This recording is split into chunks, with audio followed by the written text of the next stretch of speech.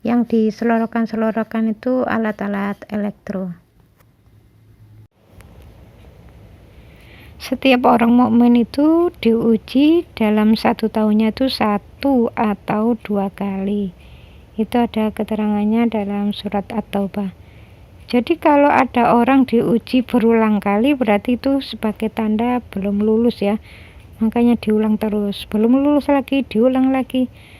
Kalau ujian itu lulus nanti bisa meningkatkan derajat di sisi Allah. Kalau lulus ya. Kalau nggak lulus ya diulang-ulang. Jadi yang dimaksud diberi ujian itu nanti naik derajatnya di sisi Allah itu bagi yang lulus. Bagi yang belum lulus ya nggak naik derajatnya, akan diulang terus. Jadi sebetulnya seseorang itu melakukan maksiat akan kena musibah. Setelah mohon ampun dan bertobat, sebetulnya musibah itu kalau sudah mohon ampun dan bertobat ya hilang ya. Misalnya kena musibah sakit parah sampai operasi, setelah mohon ampun dan bertobat diberikan kesembuhan oleh Allah, terus kambuh lagi padahal sudah bertobat dan mohon ampun, sangat serius. Nah yang kedua ini insya Allah termasuk ujian. Jadi kalau ujian itu lulus akan dinaikkan derajatnya di sisi Allah, itu kalau lulus. Kalau nggak lulus ya diulang.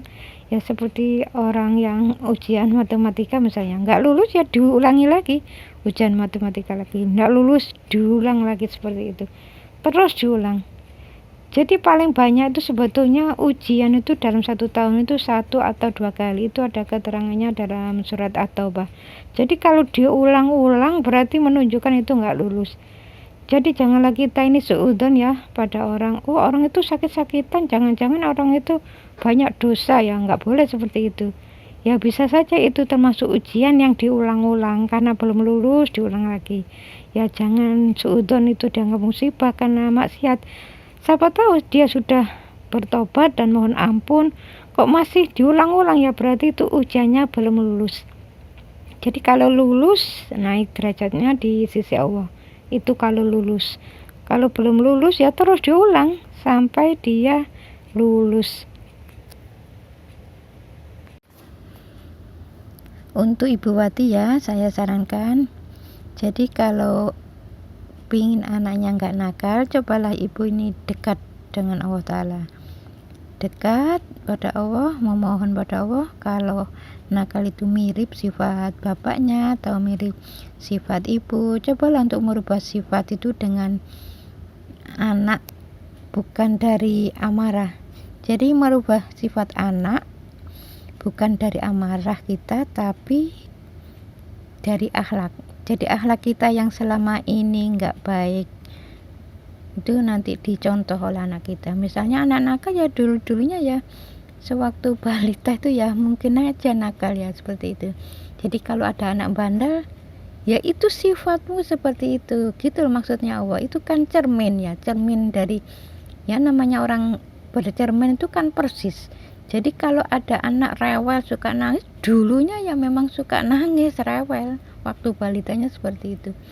Jadi kalau waktu balitanya tuh ya penuh pengertian, tapi jarang ya balita yang penuh pengertian. Umumnya balita kan seperti itu. Nah nanti nurun ke anaknya ya seperti itu. Jadi dimohonkan ampun pada Allah ya insya Allah nanti akan kembali baik ya. Jadi kalau pingin anaknya nggak bandel ya nggak usah dipukul, tapi memperbaiki akhlak. Orang tua memperbaiki akhlak dan memohonkan ampun pada Allah. Mohon pada Allah supaya anaknya jadi anak yang baik. Ya cuma gitu aja, mohon ampun pada Allah, berdoa dan memperbaiki akhlak. Insya Allah anak-anak kita ini akan menjadi anak-anak yang soleh-solehah, baik akhlaknya.